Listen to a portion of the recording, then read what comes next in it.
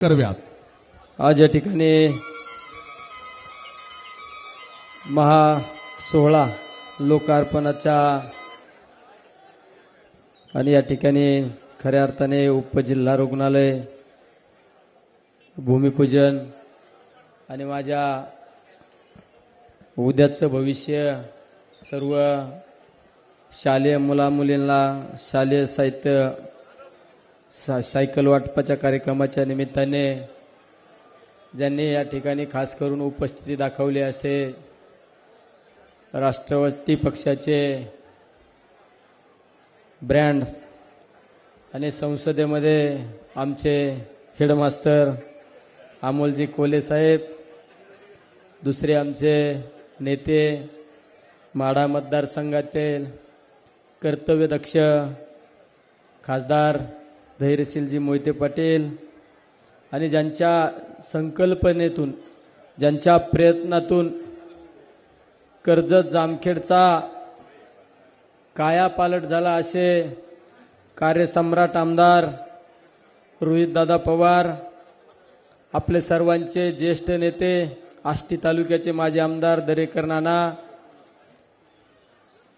करमाळ्याचे भव्य आमदार नारायण आबा आणि सर्वच व्यासपीठावरील सर्व नेते मंडळी, सर्व व्यासपीठावरील कर्जत जामखेड तालुक्याचे भाग्यविधाते भविष्य, कारण आता नावं घेत बसलं तर 4-2 जणांची नावं तरी विसरणार आणि एक तर नवीनच आता लोकसभेची निवडणूक झाली आणि ज्याचं नाव राहील ते म्हणून आम्ही काही काम नाही केलं का निलेश लंकेचं, बघूनच घेऊ, त्याच्यापेक्षा आपलं सगळंच म्हणलं तर ठीक आहे का नाही. कारण एखादी नवीन नवरी असली ना त्याला जपून राहावं लागत, त्याला जरा अंदाज येऊस तर सासूचा स्वभाव कसा आहे, सासऱ्याचा कसा आहे, दीर कसा वागतो, त्यामुळे नवीन असल्यामुळे सगळेच व्यासपीठावरील नेते मंडळी आणि समोर बसलेले आमचे सर्व ज्येष्ठ श्रेष्ठ आणि तरुण सहकारी आणि आमचे सर्व विद्यार्थी मित्रांनो, खऱ्या अर्थाने रोहितदादांबद्दल जर बोलायचं म्हणलं तर सर्वसामान्य तळागाळातील विचार करणारा हा नेता म्हणून रोहितदादांकडे पाहिलं जातं. तर बऱ्याच वेळा आपण एखादा आमदार खासदार निवडून आल्यानंतर फक्त मतदारसंघाचा विकास करीत असताना एखादं ग्रामीण रुग्णालय झालं पाहिजे, रस्ते झाले पाहिजे, यापेक्षा वेगळा कुणी विचार करीत नाही. पण रोहितदादांचा विचार हा सर्वसामान्यांच्या झोपडीपर्यंत काहीतरी मदत गेली पाहिजे ह्या हेतूने काम करणारा हा तुमचा आमचा सर्वांचा नेता. खऱ्या अर्थाने आता मगाशी सांगितलं, गुलाब काकांनी सांगितलं, बापूंनी पण सांगितलं की आमच्या तालुक्याचं एक भाग्य आहे का असा आमदार आपल्याला मिळालं, हे सुद्धा तालुक्याचं भाग्य आहे. कारण इतका ग्राउंड लेवलला काम करणारा माणूस, जे एखादा पेशंट ॲडमिट झाल्यानंतर त्याची विचारपूस करून त्याला दुसऱ्या हॉस्पिटलमध्ये नेण्याची सुद्धा व्यवस्था करणारा नेता, एखादा सर्वसामान्य कुटुंबातला मुलगा, जो मुलगा 3 किलोमीटर 4 किलोमीटर पायी येतो त्याला सायकल दिली पाहिजे, त्याला चांगल्या दर्जाचं शिक्षण दिलं पाहिजे, हा विचार करणारा नेता. आणि या सगळ्या गोष्टीचा विचार करीत असताना आरोग्याच्या सुखसुविधा सुद्धा चांगल्या पद्धतीच्या राबवल्या गेल्या पाहिजेत. महाराष्ट्रातला पहिला मतदारसंघ असून की त्या मतदारसंघात 3 उपजिल्हा रुग्णालय झाले. आता एक उपजिल्हा रुग्णालय होत नाही, पण खऱ्या अर्थाने आपल्या बुद्धीचा आणि आपल्या राजकीय ताकदीचा फायदा आपल्या मतदारसंघासाठी करण्याचं काम रोहितदादांनी त्या ठिकाणी केलेलं आहे. म्हणजे अतिशय सर्वसामान्यांचा विचार करणारा नेता. बचत गटाच्या माध्यमातून अनेक महिलांना रोजगार उपलब्ध करून देण्याचं काम रोहितदादांनी केलेलं आहे. अशा अनेक थरातील शाळांच्या बाबतीत सुद्धा डिजिटल शाळा, महाराष्ट्रात सगळ्यात जास्त डिजिटल शाळा ज्या असत्या त्या माझ्या कर्जत जामखेडच्या मतदारसंघामध्ये असत्या.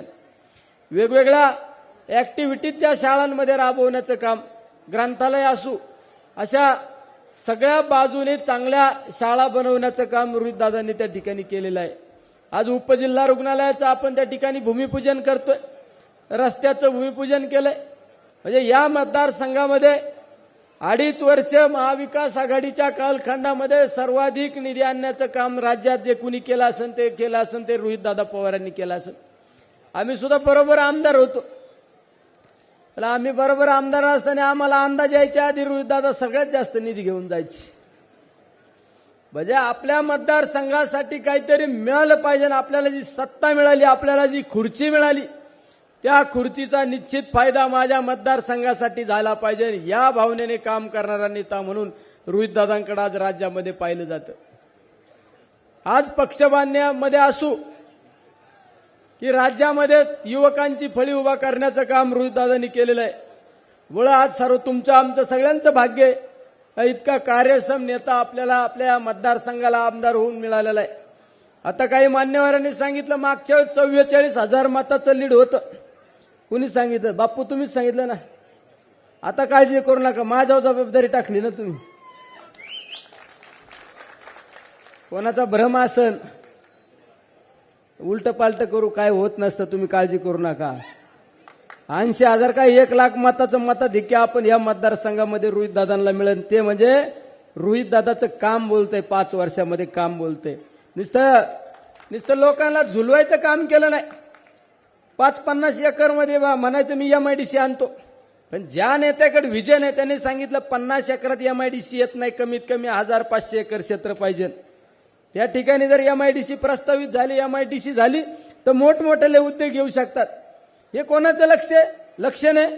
ज्याच्याकडे विजन आहे, ज्याच्याकडे त्या ठिकाणी आपल्या मतदारसंघाची बदल घडवण्याची ताकद आहे, तोच माणूस ह्या पद्धतीचा विचार करू शकतो. चुकीच्या पद्धतीने कधी लोकांची दिशाभूल करण्याचं काम रोहितदादांनी केलेलं नाही. त्यामुळे रोहितदादा यावेळेस तुम्हाला जनता कामाची पावती देणार आहे. कामाच्या माध्यमातून तुम्ही 1,00,000 काय 1,00,000पेक्षा जास्त मताधिक्य तुम्हाला मिळणार आहे. कारण इतका खालच्या थरातील जनतेचा विचार करणारा नेता कुणी आपण या ठिकाणी पाहत नाही. फक्त निवडणुकीपुरतं यायचं, लोकात जायचं, मतं घ्यायची आणि परत 5 वर्ष लोकात फिरकायचं नाही. पण रोहितदादा पवार हे प्रत्येकाच्या ज्यावेळेस राज्यात फिरत असतात, पण त्यांचं लक्ष असतं की माझ्या मतदारसंघातला प्रत्येक माणूस सुखी झाला पाहिजे, माझ्या मतदारसंघातील प्रत्येक मुलाला चांगल्या दर्जाचं शिक्षण मिळालं पाहिजे, या भावनेने काम करणारा नेता आहे. त्यामुळं त्यांच्या सगळ्यांच्या प्रयत्नांनी मला सुद्धा तुम्ही लोकसभेत पाठवलं. मला सुद्धा निवडणूक झाल्यानंतर लगेच दौरा घेणं अपेक्षित होतं, पण रोहितदादांमागं राज्याच्या जबाबदाऱ्या, आमच्या मागं पण, त्यामुळं थोडा गॅप पडला. पण काय काळजी करू नका, मी ऑनलाईन आहे, कधी पण तुमच्यासाठी उपलब्ध असणार आहे. निवडणुकीपुरतं फक्त गप्पा मारायच्या आणि परत 5 वर्ष लोकात फिरकायचं नाही, याच्यातला मी नाही. रोहितदादा जसा आहे तसा मी पण आहे, तुम्ही काळजी करू नका. निश्चित आताशी आमचं केंद्रात अधिवेशन चालू झालेलं आहे. मी अमोल कोल्हे साहेबांना सांगत असतो, जरा मला आयडिया द्या राव, काय करायचं, कसा निधी खेचून आणायचा. आपलं विद्यार्थी म्हणून राहायचं. आपण लय हुशारपणा दाखवलं की मग कुणीच काही शिकित नाही, आहे का नाही. आपलं काय म्हणतात ना ते काय खाली पडून. आता आमचे अमोल कोल्हे साहेब म्हणजे ब्रँड आहे संसदेत. अमोल कोल्हे जर उठले ना भाषण करायला, भल्या भल्यांच्या बत्त्या गुल होत्यात. त्याच्यामुळे आम्ही त्यांच्या मागं असतो. आम्ही तर यामध्ये त्या मोदी साहेबांची भाषण चालू झालं ना, आपण किती घोषणा दिल्या हो मोहिते साहेब. आम्ही तर घोषणा नवीनच काढली, येळकोट येळकोट जय मल्हार. ते बाकीचे म्हणायचे ये क्या आहे, म्हणलं हे हमारी घोषणा आहे. अजून कोणची घोषणा दिली हो आपण, हर हर महादेव. आणि मोदी साहेब जेव्हा 6 ग्लास पाणी पित होते, आम्ही घोषणा दिली झूठ बोलो पाणी पिके झूठ बोलो. काय कळत आहे कोण, आहे काय. आम्ही यांच्या मागं असतो. आम्हाला माहिती आहे काय अडचण आली तर आमचा हेडमास्तर पक्का आहे. आणि आमचे मोहिते साहेब तुझा शार्प माइंडेड आहे, निशाणा पक्का लगाते.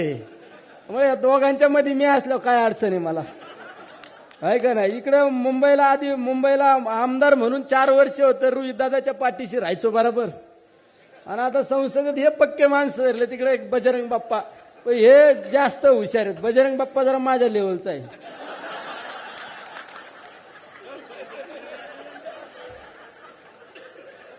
त्यामुळे आम्ही सुद्धा आता हे उपजिल्हा रुग्णालयाचं उद्घाटन रोहितदादाला सांगितलं, फक्त हे 2 माणसं घेऊन या. ते म्हणले दोघांत का हट्ट तुला, म्हणलं माझा स्वार्थ आहे रोहितदादा. यांना एकदा आणलं, एकदा सत्कार झाला तर तिथं आपल्याला मार्ग मोकळा ना. म्हणजे खऱ्या अर्थाने अमोल कोल्हेंच्या बाबत आहे ना आपला सगळ्यांचा अभिमान आहे. आणि जे होत नाही ना ते करून दाखवण्याची ताकद जी असेल ते म्हणजे आमच्या अमोल कोल्हे साहेबांमध्ये आहे. शिवपुत्र संभाजी महाराजांचं महानाट्याच्या माध्यमातून प्रत्येकाच्या घराघरामध्ये छत्रपती संभाजी महाराजांचा इतिहास दाखवण्याचं काम केलं. आणि त्या शिवपुत्र संभाजी महाराजांच्या महानाट्याने निलेश लंकेसारखा माणूस सुद्धा खासदार झाला. पण इतकी ताकद आहे. दुनिया बदलती है, काय झुकती है दुनिया, झुकाने वाला चाहिए असा माणूस म्हणजे अमोल कोल्हे साहेब. ते या ठिकाणी उपस्थित आहे. त्यांनाही माझ्या नगर दक्षिण लोकसभा मतदारसंघाच्या वतीने धन्यवाद देतो. आज संसदेत काम चालू आहे, पण माझं आज विषय होता नेमका डेअरी आणि ॲनिमल. मला आता डेअरी आणि ॲनिमल म्हणलं माझा आवडता विषय, पण काय आता आज तर ते गंमत हुकली. आजचं उद्या ढकलावता आलं तर बघा ना जरा काही करता आलं तर. अरे हे बोलत आम्हाला बोलायलाच माईक द्याय ना कोणी. शेवट आपल्याला आपला मतदारसंघ सुद्धा महत्वाचा असतो. इतक्या राज्याच्या उंचीवरले नेते मंडळी आपल्या मतदारसंघामध्ये इतका कामाचा व्याप सोडून जर येत असतील, आपण सुद्धा त्यांच्या स्वागताला हजर झालं पाहिजे. आज त्यांच्या आई आजारी असताना सुद्धा हॉस्पिटलमध्ये शिफ्ट करून अमोल कोल्हे साहेब या ठिकाणी आलेले. आणि धैर्यशील मोहिते साहेब सुद्धा रात्री 2:30-3 वाजता पुण्याच्या एअरपोर्टला उतरले. सकाळी 5-5:30ला घरी गेले. सकाळी करमाळ्यात नॅशनल हायवेच्या लोकांची मिटिंग घेऊन या ठिकाणी आले. म्हणजे इतक्या धावपळीतून या ठिकाणी सर्व आपल्या कार्यक्रमासाठी उपस्थित राहिले, उद्घाटनासाठी उपस्थित राहिले. सर्वांना पुन्हा एकदा धन्यवाद देतो. आणि सर्व माझे विद्यार्थी 2 वाजल्यापासून बसवले. त्या सर्व विद्यार्थ्यांना सायकल मिळणार आहे. मागच्या वेळेस 10 का 12,000 सायकल, आज परत 4,000 सायकल. मी पण रोहित दादांना सांगतो, दादा जाता जाता आपल्या बाकी 5-6 मतदारसंघात पण तेवढी जरा मदत करा सायकलची.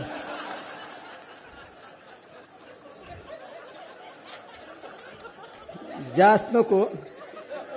आमचा शेवगाव पाथर्डीला आदिवासी तिथं अजून आमचं नगर तालुक्यातला काही भाग ग्रामीण आहे आणि रावरीचा तिकडला भाग आहे ना जरा, त्याच्यामुळे जास्त नाही. नगर दक्षिणला तुमच्या वतीने एक 10,000 सायकल द्या बुवा, अशी माझी सगळ्यांच्या वतीने. कारण रोहित दादा देणार ना.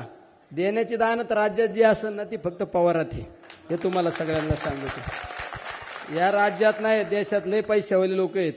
आम्ही जवळून अनुभवलेलं. आम्ही खोटी स्तुती करणारा माणूस नाही.